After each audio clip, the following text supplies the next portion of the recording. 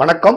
மீண்டும் தமிழ் திராவிடத்தில் உங்களை வரவேற்பதில் பெருமகிழ்ச்சி அடைகின்றேன். மனுஸ்மிருதி, மனு சாஸ்திரம், மனு நீதி என்று பல்வேறு பெயர்களால் அழைக்கப்படும் சாதியத்தின் வேறாக இருக்கின்ற அந்த மனு தர்மத்தை குறித்து தான் நாம் கடந்த சில பதிவுகளாக பார்த்து கொண்டிருக்கின்றோம். இன்று நாம் பார்க்கக்கூடிய அந்த பொருண்மை சாதியத்தை குறித்து மனு தர்மத்தின் 4வது அதிகாரம் என்ன கூறுகின்றது என்பதை நாம் சற்று விரிவாக பார்க்க போகின்றோம். மீண்டும் ஒருமுறை இந்த கடந்த பதிவுகளாகட்டும், இந்த பதிவாகட்டும், இது வரக்கூடிய பதிவுகளாகட்டும், மனு தர்மத்தை குறித்த எல்லா பதிவுகளிலும் சாதியத்தை குறித்து மனு தர்மம் என்ன கூறியிருக்கின்றது என்பதை மட்டுமே நாம் பார்க்கவிருக்கின்றோம்.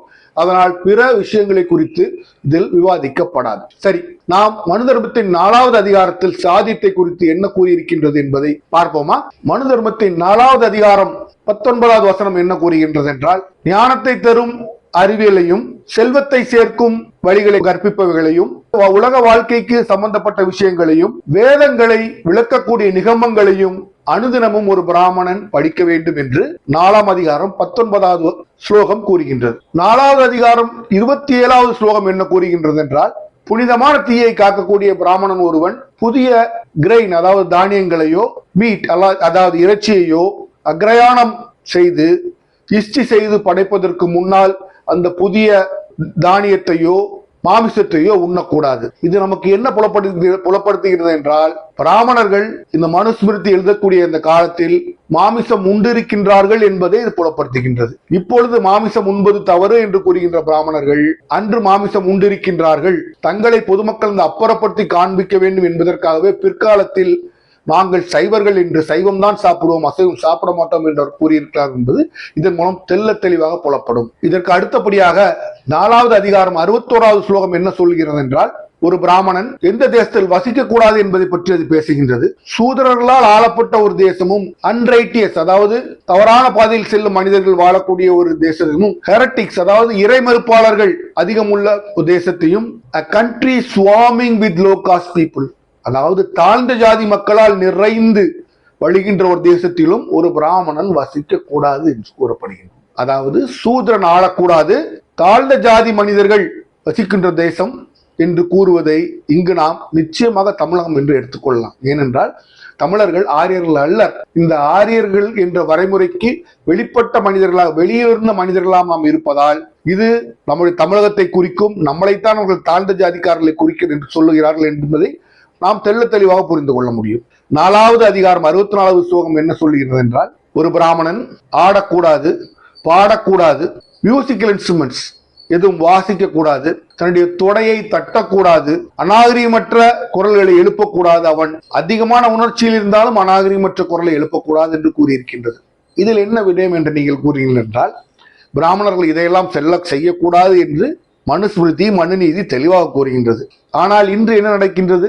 இன்று சபைகளில் நீங்கள் சென்று பார்த்தீர்கள் என்றால், கர்நாடக சங்கீதம் என்று பாட்டு பாடுகின்ற கிட்டத்தட்ட அனைவரும் பிராமணர்கள், பரதநாட்டியம் என்று சபைகளில் ஆடுகின்ற கிட்டத்தட்ட அனைவரும் பிராமணர்கள், அதே போல் வாத்தியங்கள் வாசிக்கின்றதும் பெரும்பாலானவர்கள் பிராமணர்களாக இருக்கின்றார்கள். சபைகளில் நான் கூறுவது இந்திய சங்கீதத்தை பின்பற்றுகின்ற சபைகளில், தமிழ்நாட்டில் இருக்கின்ற சபைகளில் தொடையில் தட்டக்கூடாது, தாளம் போட்டு தட்டி கொண்டிருப்பதும் பெரும்பாலானவர்கள் பிராமணர்கள். இதை நான் ஏன் கூறுகிறேன் என்றால், தங்களுக்கென்று வரும்போது அந்த மனு நீதி அவர்கள் விடுத்துவிட்டு பிறர் மேல் அதை பாய்ச்சி நினைப்பதான் நான் தவறு என்று கூறுகின்றேன்.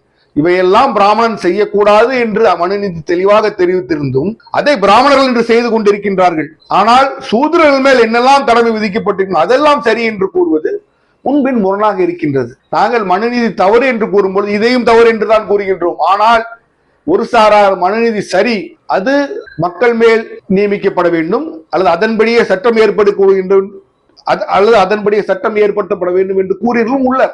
அவர்களில் பெரும்பாலானவர்கள் எந்த சமூகத்தை சார்ந்தவர்கள் என்று உங்களுக்கே தெரியும். 4வது அதிகாரம் 80வது ஸ்லோகம் என்ன கூறுகின்றது என்றால், ஒரு பிராமணன் ஒரு சூத்திரனுக்கு எந்த ஆலோசனையும் அளிக்க கூடாது, தன்னுடைய உணவின் மிச்சத்தை கூட ஒரு சூத்திரனுக்கு கொடுக்க கூடாது, கடவுளர்களுக்கு படைக்கப்பட்ட அந்த ஆகுதியையும் அவனுக்கு கொடுக்க கூடாது, ஒரு சூத்திரனுக்கு புனிதமான சட்டங்களை கற்பிக்க கூடாது, அவனுக்கு தபசியதையும் தெரிவிக்க கூடாது என்று இந்த 4வது அதிகாரம் 80வது ஸ்லோகம் கூறுகின்றது. ஒரு பிராமணன் மிச்ச உணவை கூட உண்ண தகுதி இல்லாதவன் என்று சூத்திரன் கூறப்படுகின்றான். புனித சட்டங்கள் கற்பிக்கப்படக்கூடாது என்று அவன் விலக்கி வைக்கப்படுகின்றான்.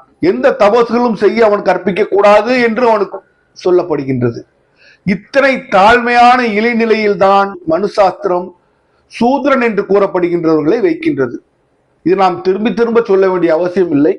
தமிழர்களை சூத்ரர்கள் என்றும் பிளேச்சர்கள் என்றுமே மனு தர்மம் கூறுகின்றது. என்னதான் சிலர் சூத்ரர்கள் என்று கூறினாலும் என்னுடைய கணக்குப்படி மிளேச்சர்கள் என்று இந்த 4 வருடத்திற்கும் வெளியே கேவலமாக நடத்தப்படக்கூடிய அந்த மிளேச்சர்களாகத்தான் ஆரியர்கள் தமிழர்களை கண்டிருக்கின்றனர். அதனால் மனு தர்மத்தின் மிக கேவலமான இழிவான பகுதிகள் எல்லாம் தமிழர்களை குறித்தே குறிக்கும் என்பது என்னுடைய கருத்து. இதை மேலும் விளக்கும் விதமாக 4வது அதிகாரம் 81வது ஸ்லோகம் என்ன கூறுகின்றது என்றால், புனித சட்டத்தை ஒரு சூத்ரனுக்கு விளக்குபவனும் ஒரு சூத்ரனுக்கு தபசை செய்ய சொல்பவனும் அந்த மனிதனோடு சேர்ந்து அஸ்வமித்ரா என்ற நரகத்தில் அமிழ்ந்து போவான் என்று கூறுகின்றது. அதாவது இவர்கள் கூறுகின்ற அந்த எல்லா புனிதத்தன்மையும் அற்றவன், அதற்கு தகுதியற்றவன், அதை தெரிந்து கொள்ளக்கூட உரிமை இல்லாதவன் என்ற ஒரு அவல நிலையிலேயே மனு தர்மம் சூதர்களை பார்க்கிறது என்றால், சூதரர்கள் என்று தங்களை அறிந்து கொண்டவர்கள் அதை எதிர்ப்பதில் தவறேதும் இல்லை என்பதே இந்த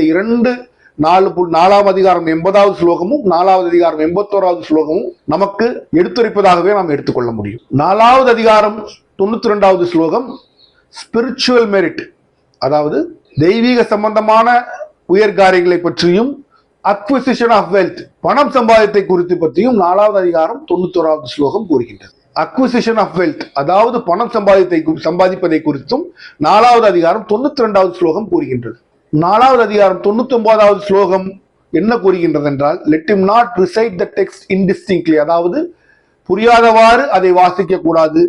நார் in the presence of the Shudras, சூதரர்கள் முன்னிலையிலும் அதை படிக்க கூடாது, வாசிக்க கூடாது என்று கூறுகின்றது. இதிலிருந்து நாம் என்ன புரிந்து கொள்வோம்? இந்த சேக்ரெட் லாஸ் டெக்ஸ்ட் என்று கூறப்படுகின்ற அந்த புனித நூல்களை கேட்பதற்கு கூட தகுதியற்றவன் சூத்ரன் என்று சூத்ரன் அவல நிலைக்கு தள்ளியதுதான் இந்த மனு தர்மம். இதையெல்லாம் நீங்கள் தொடர்ந்து பார்த்தீர்கள் என்றால் உங்களுக்கு ஒரு விடயம் நன்றாக புரியும்.